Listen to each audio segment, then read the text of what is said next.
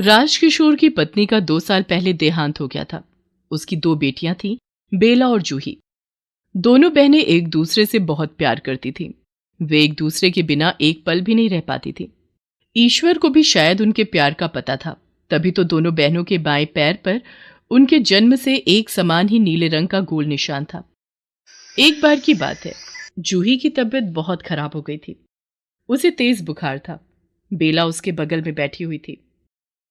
बेला, मैं ठीक नहीं हो पा रही हूं। क्या मैं मर जाऊंगी? हट, ऐसी बातें कौन बोलता है? मैं तुझे कुछ नहीं होने दूंगी। पूरी रात एक माँ की तरह बेला अपनी बहन के पास बैठी रही। उसके सिर पर पानी की पट्टी करती रही, लेकिन सुबह तक भी उसकी तबीयत में ज्यादा सुधार नहीं हुआ। ये देखकर बेला को बहुत चिंता होने लगी। वो अपने कमरे में रखी बजरंग बली की मूर्ति के पास खड़ी हो गई और रोते हुए उनसे कहा, हे बजरंग बली, जब लक्ष्मण जी बीमार हो गए थे तो आपने संजीवनी बूटी लाकर उनकी मदद की थी। मैं तो छोटी सी बच्ची हूँ, मैं तो ऐसा कुछ नहीं कर सकती। देखिए ना, मेरी जूही बहुत बीमार है, आप उसको ठीक कर दीजिए ना। बजरंग बली, अगर आप उसको ठीक नहीं करेंगे तो मैं खाना तो क्या, एक बूंद पानी भी नहीं पीऊंगी। बेला ने उस दिन पानी तक नहीं पिया और अपनी बहन के सिरहाने बैठी रही। कभी उसके सिर पर पट्टी करती तो कभी पांव में तेल लगाती, कभी उसे पत्तों का काढ़ा बनाकर पिलाती तो कभी चुपचाप आंसू भरी आंखों से उसे देखती। उसके पिता ने उसे कई बार कहा कि वो कुछ खा ले, लेकिन नहीं बाबा, जब तक जूही ठीक नहीं होगी मैं कुछ नहीं खाऊंगी। ये उसका प्रेम था या बजरंग बली की कृपा? रात होते होते जूही का न सिर्फ बुखार उतरा, बल्कि वो पूरी तरह ठीक हो गई। उसके बाद दोनों बहनों ने साथ ही खाना खाया। दोनों बहनों के बीच इस गहरे प्रेम को देखकर राजकिशोर की आंखें भर आईं। तुम दोनों हमेशा एक दूसरे से इतना ही प्यार करना बेटा, कभी दोनों के बीच कोई दूरी नहीं आए। इसके लिए मैं ईश्वर से हमेशा प्रार्थना करता हूँ। आप चिंता न करें बाबा, हम एक दूसरे से हमेशा इसी तरह प्यार करेंगे, क्योंकि फूलों का तारों का सबका कहना है, पूरी दुनिया में सबसे अच्छी मेरी बेला है। राजकिशोर गांव में ही दूसरे के खेत पर मजदूरी करता था। उसका गुजारा उस कमाई से बहुत दिक्कत से चलता था।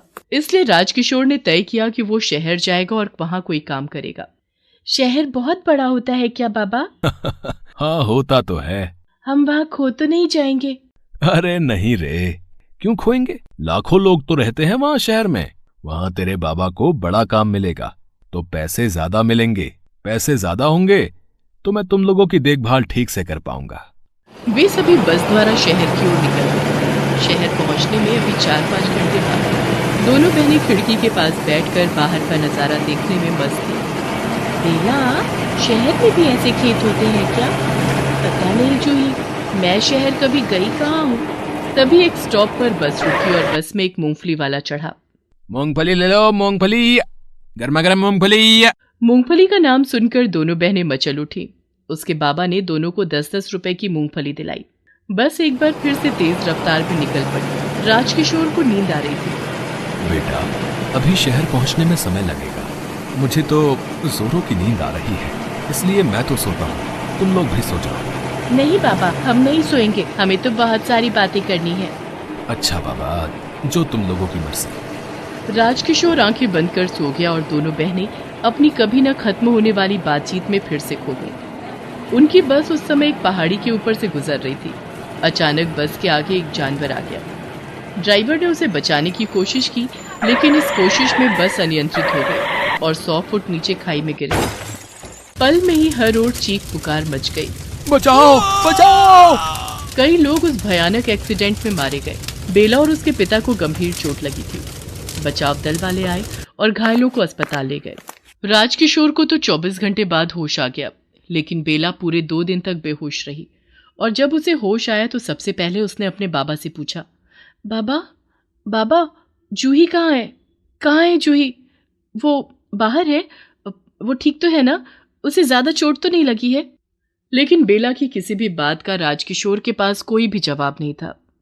जूही को लाख तलाश किया गया, लेकिन वो नहीं मिली। बेला तो जूही के जाने के बाद बिल्कुल टूट गई थी। कई रातें उसने रोकर गुजारी। उसे हमेशा ऐसा ही लगता कि जूही उसके पास खड़ी है और वो उसे बुला रही है, लेकिन जैसे ही वो उसे छूने जाती जूही गायब हो गई। जूही! क्या हुआ बेटा, फिर से तुमने जूही का सपना देखा क्या? सपना नहीं था बाबा, वो यहीं थी मेरे पास, लेकिन पता नहीं अचानक कहाँ चली गई। राजकिशोर बेचारा उससे क्या बोलता। धीरे धीरे समय बीतता गया। राजकिशोर के जहन में ये बात आ गई थी कि उस हादसे में शायद जूही नहीं बची, लेकिन बेला को उसका इंतजार था। कुछ साल और बीते। बेला 20 साल की हो गई थी। राजकिशोर बूढ़ा हो गया था। एक बार की बात है, बेला घर में अकेली थी। तभी एक आदमी जिसका नाम मोहन था और वो राजकिशोर के साथ काम करता था, वो भागता हुआ उसके पास आया और बोला कि बेटी जल्दी चलो, फैक्ट्री में ब्लास्ट हो गया है और उसमें तुम्हारे बाबा बुरी तरह घायल हो गए हैं। वो अस्पताल में भर्ती हैं, उनकी हालत बहुत सीरियस है। बेला भागती हुई अस्पताल पहुंची। राजकिशोर आईसीयू में जिंदगी और मौत से जूझ रहा था। डॉक्टर शिवानी उसका इलाज कर रही थी। मैडम, मैडम मेरे बाबा को बचा लीजिए, उनके अलावा मेरा कोई नहीं है, भगवान के लिए उन्हें बचा लीजिए। देखिए, हम पूरी कोशिश कर रहे हैं, लेकिन उनके ऑपरेशन के लिए 5 लाख रुपए लगेंगे। 5 लाख? मैडम, मैं बहुत ही गरीब लड़की हूँ, मैं कहाँ से 5 लाख रुपए लाऊंगी? खुद को बेच भी दूंगी तो इतने पैसे शायद मुझे कोई नहीं देगा। बेला की बात सुनकर डॉक्टर शिवानी भावुक हो गई और उसने उससे कहा कि बेला देखो, मैं इस अस्पताल में जॉब करती हूँ, यहाँ की मालकिन जानवी अग्रवाल है। मैं तुम्हारे पिता के इलाज की सारी व्यवस्था कर देती, लेकिन मेरे हाथ बंधे हैं। मैंने अगर बिना पैसे लिए उनका इलाज किया तो मेरी नौकरी तो जाएगी ही, इलाज के पैसे भी मुझसे वसूले जाएंगे। देखो, तुम जानवी मैडम से बात करो, इस मामले में वही तुम्हारी मदद कर सकती हैं। जानवी अग्रवाल डॉक्टर अखिल अग्रवाल की बेटी थी। अखिल अग्रवाल शहर के सबसे बड़े डॉक्टर तो थे ही, बहुत पैसे वाले भी थे। उनकी बेटी जानवी को पैसों का बहुत घमंड था। वो अपने आगे किसी को कुछ नहीं समझती थी। बेला उनसे मिलने गई। उन्होंने बेला से मिलने से इनकार कर दिया, लेकिन जब वो अस्पताल से बाहर अपने घर जाने के लिए निकली तो बेला उनके पैरों पर गिर गई और अपने पिता के इलाज की दुहाई देने लगी। अरे छोड़ो, छोड़ो मेरा पैर, पागल हो क्या तुम? मैं यहाँ कोई चैरिटी के लिए बैठी हूँ, अस्पताल के हजारों खर्च हैं। मैं अगर इसी तरह गरीबों और भिखारियों का इलाज करने लगी तो एक दिन सड़क पर आ जाऊंगी। मालकिन, मालकिन ऐसा मत कहिए, मेरे पिता की जान आपके हाथों में है। Guard, guard! अरे कहाँ मर गए तुम लोग? अरे इस लड़की को भगाओ यहाँ से। ए लड़की, चल भाग यहाँ से। तुझे तेरे बाप की जान बचानी है तो किसी दूसरे अस्पताल में जा, यहाँ पर इलाज के पैसे लगते हैं। ये कहकर जानवी वहां से निकल गई। बेला की आंखों में मजबूरी के आंसू थे। उसे समझ नहीं आ रहा था कि अब क्या होगा, उसके पिता की जान अब कैसे बचेगी। वो आंसू बहाती हुई ईश्वर की ओर आशा की दृष्टि से देख रही थी। तभी अस्पताल के बाहर शोर मच गया। उसने देखा कि एक एम्बुलेंस से जानवी को घायल अवस्था में बाहर निकाला जा रहा है और वो बेसुध सी पड़ी हुई है। अरे ये मैम को क्या हुआ? अभी थोड़ी देर पहले तो ये अच्छी भली यहाँ से गई थी। जानवी अस्पताल से निकलने के बाद अपनी कार चलाती हुई फुल स्पीड में घर की ओर चली जा रही थी। वो एक मोड़ के पास अपनी कार मोड़ने वाली थी, तभी उसकी कार अनियंत्रित हो गई। जब तक वो ब्रेक लगाती, उसकी कार डिवाइडर से टकरा गई और वो बुरी तरह घायल हो गई। जानवी को जब स्ट्रेचर में लिटाकर ले जाया जा रहा था, तभी बेला की नजर जानवी के पैरों पर गई तो उसकी आंखें फटी की फटी रह गई। उसके पैरों पर वैसे ही निशान थे जो उसकी बहन जूही के पैरों पर थे।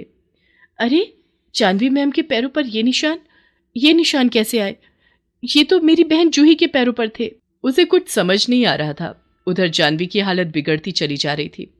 उसका खून बहुत बह गया था और उसका ब्लड ग्रुप AB नेगेटिव था, जो कि बहुत रेयर ग्रुप था।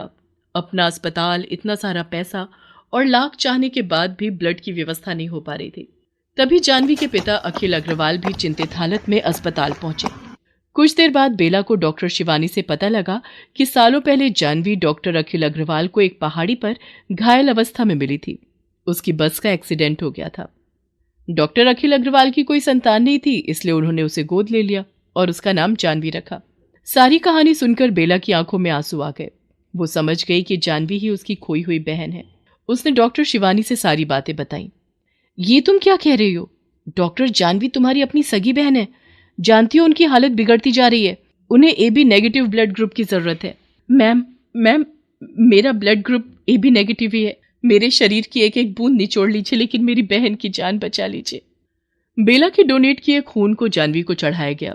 इस बीच शिवानी ने अखिल अग्रवाल जी को सारी बातें बता दी थी। अग्रवाल जी ने बेला के पापा का इलाज भी शुरू करवा दिया। दोनों की जान बचा ली गई। जानवी को जब होश आया और उसे सारी सच्चाई का पता लगा तो उसके आंसू रुकने का नाम ही नहीं ले रहे थे। वो बार बार बेला से माफी मांग रही थी। अरे तुम मुझसे माफी मत मांग, ये देख कि भगवान को जब किसी को मिलाना होता है तो वो कैसी लीला रचता है। मेरी बहन जूही तो मुझे मिल गई, बाबा पूरी तरह ठीक हो गए, और क्या चाहिए। आ मेरे गले लग जा। ये कहकर उसने अपनी बहन जूही को गले लगा लिया।